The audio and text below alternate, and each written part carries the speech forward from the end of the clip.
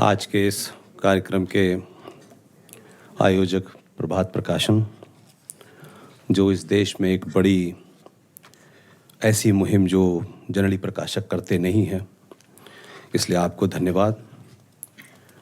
और डालमिया परिवार का विशेष धन्यवाद इसलिए कि मेरे आने के दो कारण हैं। मुझे रघु जी का जब फ़ोन आया तो उनका मैं रघु डालमिया बोल रहा हूँ, और फिर कुछ किताब के बारे में उन्होंने बताया। मुझे कल सुबह हैदराबाद जाना है। मैंने कहा डालमिया साहब, मैं इसलिए आपके प्रोग्राम में आऊँगा क्योंकि मैं किसी से मिला नहीं हूँ, लेकिन मेरा पत्रकारिता का कैरियर डालमिया के अखबार संडे मेल से शुरू हुआ है, इसलिए मैं ज़रूर आऊँगा।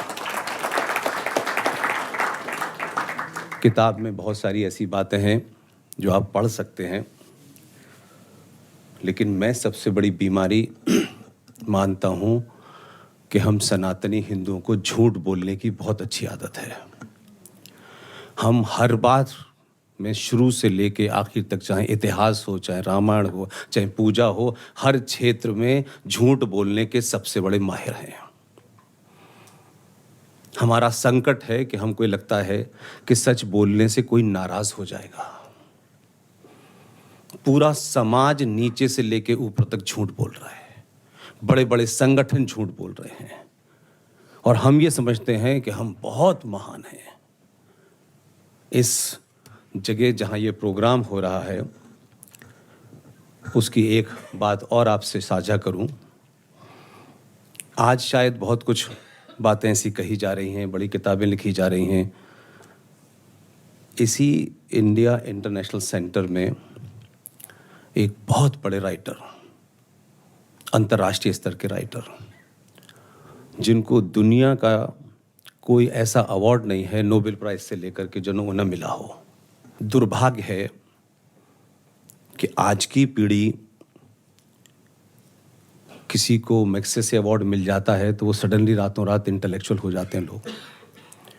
इसी हॉल में एक बहुत बड़े राइटर जो अब जीवित नहीं हैं, जो भारत में पैदा नहीं हुए, उनके पूर्वज भारत में पैदा हुए थे, और वो यहाँ से एक छोटे से टापू ट्रिनिडाड में गए, वहाँ उनका जन्म हुआ। उन्होंने भारत नहीं देखा था। उन्होंने कई किताबें लिखी, उसमें से एक किताब है जो मैं समझता हूँ कि अगर हम थोड़ा पीछे चले जाएं तो उस किताब को अगर हमने थोड़े पहले पढ़ा होता तो जो कुछ आज हो रहा है, जिसके बारे में चर्चा हो रही है कि हमें इतिहास में ये पढ़ाया गया और औरंगज़ेब को ये बताया गया। उन्होंने एक किताब लिखी थी, उस किताब पे उनको नोबेल प्राइज़ मिला। उस किताब का नाम था इंडिया ए वुंडेड सिविलाइजेशन, भारत एक घायल सभ्यता। और उस किताब के लिखने वाले थे विद्याधर सूरजमल नायपॉल। उनको नोबेल प्राइज़ मिला था, और मुझे अच्छी तरह याद है, उस वक्त मैं मीडिया में था, उनका एक कार्यक्रम यहाँ होना था, और उनकी किताब एक लॉन्च हुई, और एक फिल्म इंडस्ट्री के एक एक्टर थे साउथ इंडिया के। मैं समझता हूँ कि वो दिन मुझे हमेशा याद रहता है जब जब मैं IISc आता हूँ। किताब का विमोचन था, और एक लेफ्ट ओरिएंटेड एक बहुत बड़े एक्टर, जिनकी हो सकता है एक्टिंग अच्छी की हो, उन्होंने इतनी बदतमीज़ी की VS नायपॉल से, इसी हॉल में इतनी बदतमीज़ी की, VS नायपॉल मंच से उतर के रोते हुए गए। उस घटिया एक्टर का नाम है गिरीश कर्नाड। तो ऐसा नहीं है कि हम यकायक 2014 से हिंदू हो गए हैं। लोग बहुत सा काम कर रहे हैं, हमारी दृष्टि नहीं पड़ी क्योंकि हम हर चीज़ में लाभ हानि पहले देखते हैं। हम मुगलों ने ये किया, औरंगज़ेब ने ये किया, ये कहानी सुनते सुनते थक गए हैं। आज भी सनातनी हिंदू बेटी कभी फ्रिज में मिलती है, कभी बोरे में मिलती है, कभी सीवर के अंदर मिलती है। इसकी चर्चा क्यों नहीं करते जिससे आज की जनरेशन को पता चले। औरंगज़ेब के किस्से बता सकते हैं लेकिन तथ्य नहीं दिखा सकते। दूसरा, महत्वपूर्ण बात यह है कि हमने कभी अपने हीरोज़ को चुनते वक्त उसके वैलर को नहीं चुना। पहले हीरो है कौन, किस जाति का है, कहाँ से आया है, कितना पढ़ा लिखा है, ये तमाम सारी चीज़ें उसमें ढूंढी हमने। उस हीरो को चुनने से पहले हमने कभी भी उसकी बहादुरी की बात नहीं की है। आज भी सुभाष की बात होती है, सावरकर की बात होती है, शिवाजी की बात होती है, पटेल की बात होती है, लेकिन जब समय आया तो हमने इसमें से किसी का साथ नहीं दिया। हमने एक लंपट किस्म के आदमी को, जिसके चर्चे इस देश में नहीं दुनिया भर में है चर्चित, महा घटिया लेवल का आदमी, लो आईक्यू का आदमी, उस जवाहरलाल नेहरू को देश का पहला प्रधानमंत्री बनाया, जो बेईमानी से बना। आज कहते हैं कि आप इलेक्शन हैक हो गया। इलेक्शन तो गांधी जी की देख रेख में हैक हुआ था और गांधी जी उसके मास्टरमाइंड थे, लेकिन गांधी जी का इतना बड़ा कद हो गया है, ओ बाप रे बाप, ऐसा लगता है कि गांधी राम से भी बड़े हैं। राम को क्रिटिसाइज कर दो तो कोई गाली नहीं मिलने वाली, गांधी पे 2 शब्द बोलो तो आप पे केस हो जाता है। तो हमने ऐसे लोगों को गढ़ा है। इस कारण आज हम अपने योद्धाओं को ढूंढने निकलते हैं तो लगता है अच्छा ओमेन रत्नू मिल गए, अच्छा वहां अश्वनी जी मिल गए। हजारों लोग हैं और शब्दों का अनर्थ सनातनी हिंदू ने किया है, किसी और ने नहीं किया।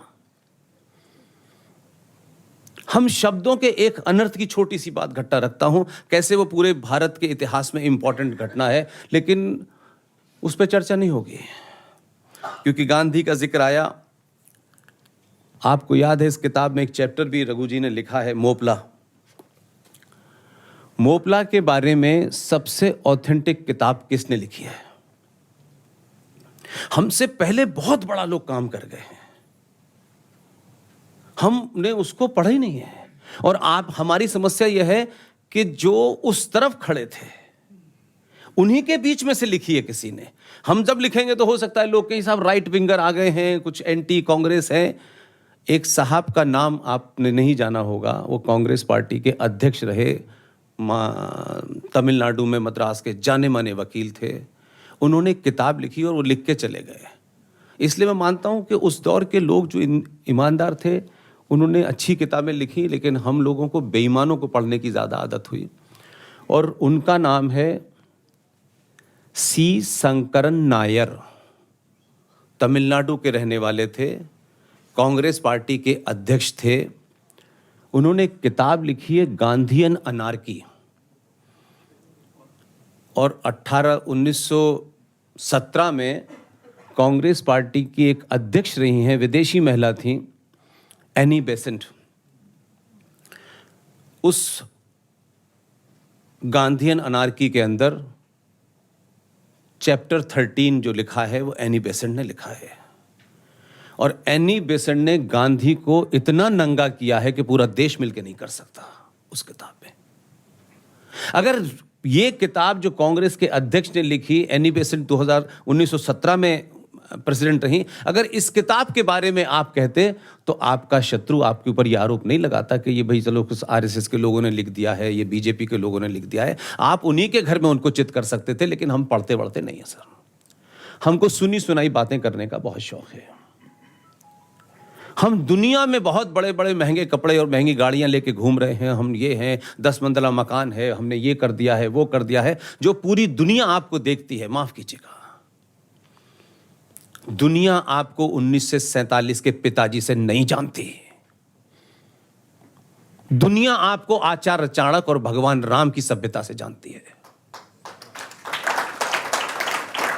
इसलिए शब्दों का अनर्थ हमने किया है। हम सबको रटी रटाई बातें बोलनी है। बहुत बार कहा जाता है धर्मनिरपेक्ष। रघु भाई, मुझे याद है कि यह घटना इसलिए कि वो अब नहीं रहे, बहुत बड़े जूरिस्ट थे, उनका बेटा कांग्रेस पार्टी में है। जज कैसे बनाते हैं सुप्रीम कोर्ट में लाइव लोगों ने देखा। उनके बारे में बता रहा हूं। मैं नया नया दिल्ली आया था और जहाँ कहीं भी प्रेस कॉन्फ्रेंस होती थी तो वीकली न्यूज़पेपर था, संडे मेल, तो कहीं भी भेज दिए जाते थे। तो एक प्रेस कॉन्फ्रेंस थी, मैं उसमें चला गया। उनका नाम है एलएम सिंघवी। एलएम सिंघवी साहब ने ये पूरी घटना बताई कि 1976 में जब ये भारत के संविधान में यकायक लोगों को लगा कि ये शब्द जो है सेकुलर करना चाहिए, तो उस वक्त भी और उसके बाद आज भी तथाकथित हिंदूवादी जो हैं अंबेडकर की उस डिबेट को नहीं निकालना चाहते हैं। अंबेडकर की जाति क्या है मुझे इसमें इंटरेस्ट नहीं है बिल्कुल भी, लेकिन अंबेडकर ने जो कहा उसको उस वक्त तो बोलते हैं जब संविधान सभा के अंदर सेकुलर शब्द का जिक्र आया और कहा कि भारत सेकुलर होना चाहिए, तो सबने भी किया। अयंगर ने भी विरोध किया, नेहरू ने भी विरोध किया, पटेल ने भी विरोध किया, लेकिन आर्गुमेंट सबसे पावरफुल अंबेडकर का था। अंबेडकर ने, आप पढ़ लें, सब अवेलेबल है, कोई भी चीज छुपी नहीं है। अंबेडकर ने सेकुलर शब्द के बारे में कहा कि सेकुलर शब्द को संविधान में ला करके भारत की सनातन सभ्यता को छोटा मत कीजिए। आर्गुमेंट कितना स्ट्रांग था उनका। उन्होंने कहा कि हजारों लाखों साल तक यहां जो भी लोग बाहर से आए, वो क्या पूजा थी, क्या पद्धति थी, क्या उनका मस्जिद था या चर्च था, जो भी था, कोई ऐसी घटना नहीं मिलती कि इस भारत के मूल निवासियों ने विदेश से आने वाले किसी मत को, पंथ को इस कारण से उसको तोड़ा हो या हत्या की हो कि उसका पंथ मेरे पंथ से बड़ा है। एक घटना नहीं है। इसलिए भारत की माटी में और सनातनी हिंदू के खून में जो सेकुलरिज्म है उसे लिख करके संविधान में छोटा मत कीजिए। ये उनका आर्गुमेंट था। जो दिन भर घूम रहे हैं, वो जो आलू से सोने बना रहे हैं आजकल, वो संविधान बताते हैं, दिन रात संविधान को लेके घूम रहे हैं। उस संविधान के अंदर, क्योंकि ये हमारी जो सोसाइटी है ना, इसी में से नेता निकल के जाते हैं, वो कहीं बाहर से नहीं आते हैं। तो अगर उनका लो आईक्यू सोसाइटी में भी होता है तो वहां भी वही होता है। ऐसा नहीं होता कि पद मिल जाने से ज्ञान आ जाता है। हमारी परंपरा में पद का ज्ञान से कोई लेना देना नहीं है। महाज्ञानी ऐसे थे जिन्होंने पीएचडी नहीं किए। तो आज भी हमारे यहां इस किस्म के बहुत लोग थे कि उन बातों को लोगों को बता भी देते, जिसका पिछले 10-12 साल से हम लोग जिक्र कर रहे हैं। संविधान पूरा कंप्लीट हो गया। आज के परिप्रेक्ष्य में ये बात ज्यादा जरूरी है कि हम लोग छोटी छोटी चीजों पर एक इज्म बना के खड़े हो जाते हैं। संविधान पूरा तैयार हो गया तो संविधान सभा के अध्यक्ष डॉक्टर राजेंद्र प्रसाद और ड्राफ्टिंग कमेटी के चेयरमैन अंबेडकर, संविधान का जो पहली लाइन है India that is Bharat, Ambedkar ने कहा है। और ये मैं जो कुछ भी आपसे कह रहा हूं उसमें ये सब रिकॉर्डेड है, और कैसे रिकॉर्ड हुआ, कहां रिकॉर्ड हुआ, वो भी बताऊंगा मैं आपको। तो अंबेडकर ने कहा कि इस पूरे संविधान के अंदर तो इंडिया है, भारत तो इसमें दिखता नहीं है, कि all practical purposes government of India act 1935 की फोटोकॉपी है आपका संविधान। उसमें से कुछ ऊपर नीचे किया है। तो मुश्किल से संविधान करीब करीब पूरा लिख के तैयार हो गया था। मैं उसलिए कहता हूं कि ये बात जब मैं सुनता हूं या इसको बोलता हूं तो मुझे लगता है कि हम सच में उन लोगों के उस कंट्रीब्यूशन, क्योंकि उन्होंने बड़े बड़े पोस्टर नहीं छपवाए, उन्होंने अपनी पैदाइश को बाल दिवस नहीं मनवाया, इसलिए शायद वो ज़्यादा पॉपुलर नहीं हुए। वो नहीं हुए पॉपुलर। आप सोचिए कि 2 लोगों की गुफ्तगू रिकॉर्डेड है, मैं इसलिए कह रहा हूं ये बात।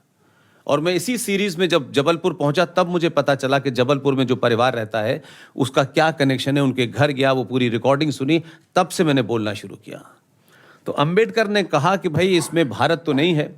तब उन दोनों के बीच में ये मंत्रणा हुई कि हम संविधान में बदलाव नहीं कर सकते, समय निकल गया है, अब ये छपने भी जाना है। क्या ये मुमकिन है कि जितने भी इसमें चैप्टर हैं उन चैप्टर को अनादिकाल में भारत की सनातन सभ्यता में कुछ चित्रों के माध्यम से उसको स्थापित कर सकते हैं कि सेंटर स्टेट रिलेशन कैसे होते थे, मूल अधिकार कैसे होते थे, मानवता कैसे होती थी। तो उसके बाद में फिर डॉक्टर राजेंद्र प्रसाद ने बंगाल में कलकत्ता के पास में एक जगह है, उस जगह पे एक बहुत बड़े आर्टिस्ट थे, उनका नाम था नंदलाल बोस। नंदलाल बोस को उन लोगों ने संपर्क किया और उनसे चर्चा की और उसके बाद उन्होंने कहा कि भाई ये संविधान की कॉपी आप ले लें और इसके हर चैप्टर की स्टडी करें और इसमें जो चैप्टर लिखे हुए हैं उस तरीके की घटनाएं जब हमारे समाज में हजारों साल पहले राजा जब चलाता था राज तो कैसे चलाता था उसके सिंबल्स आपको इसमें डालने हैं।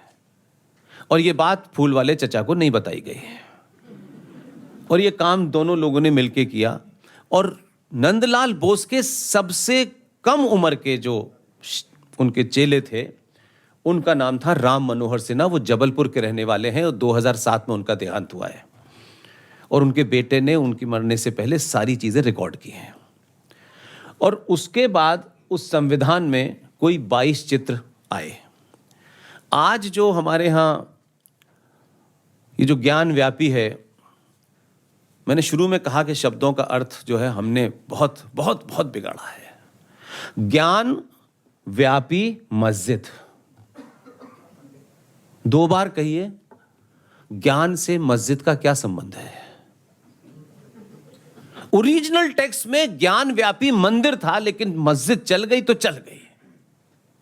उस ज्ञान व्यापी मस्जिद को, जिसको आज की जनरेशन ने अभी देखा होगा, विष्णु शंकर जैन ने जो बड़ा काम किया है, वहां जो शिवलिंग है वो कोई 70 फीट गहरा है। उस शिवलिंग के सामने एक नंदी है। राम मनोहर सिन्हा ने भारत के पहले चैप्टर, संविधान के पहले पृष्ठ पर उस नंदी की तस्वीर बनाई है। उस संविधान में मां सीता, लक्ष्मण और राम पुष्पक विमान से वापस लौट रहे हैं। वो तस्वीर ओरिजिनल संविधान में 5वें पन्ने पर है। उसमें कृष्ण हैं, उसमें शिवाजी हैं, उसमें सुभाष हैं, उसमें रानी लक्ष्मीबाई हैं, उसमें जैन दर्शन हैं, उसमें बौद्ध दर्शन हैं। ये चित्र भारत के ओरिजिनल संविधान में थे। ये जो घूम रहा है आलू से सोना बनाने वाला, उन चित्रों को किसने निकाला ये पता करो चोर कौन है।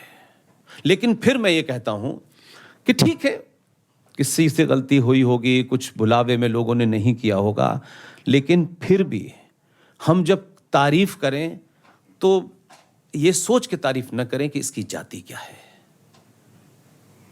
हम जाति का बड़ा मिसयूज हो रहा है हमारे यहां। जो लोग कह रहे हैं जाति तोड़ो, वो बड़ा नुकसान की बात कर रहे हैं। मैं आपके मन से कह रहा हूं, क्योंकि जाति की परिभाषा जो आपको बताई गई है वो नहीं है। ये ब्राह्मण है, ये ठाकुर है, ये बनिया है, ये दलित है, इससे कोई संबंध नहीं है भाई। ब्राह्मण मां के पेट से कोई ब्राह्मण बेटा पैदा नहीं होता। भारत अनंत अनंत काल से कर्म प्रधान देश रहा है, जाति प्रधान देश नहीं रहा। आज भी इस भारत में, आज की डेट में भी जो ब्राह्मणों की टोटल पॉपुलेशन है उसका 0.02% ब्राह्मण सीवर साफ करने का काम कर रहा है। आप क्या काम करते हैं उससे तय होता है। अंग्रेजों ने तो कारपेंटर की बढ़ई, उसकी भी एक जाति बना दी है। आप अपने काम से जाने जाते हैं। आप काम क्या करते हैं इससे मतलब है आपका। हजारों ब्राह्मण जो हैं बिजनेस कर रहे हैं, हजारों बनिए कुछ और कर रहे हैं, उससे क्या लेना देना है। आप करते क्या हैं वो है आपकी जाति। हमने उसको टैग कर दिया है मां के पेट से, उसका कोई संबंध नहीं है, कहीं दूर दूर तक नहीं है।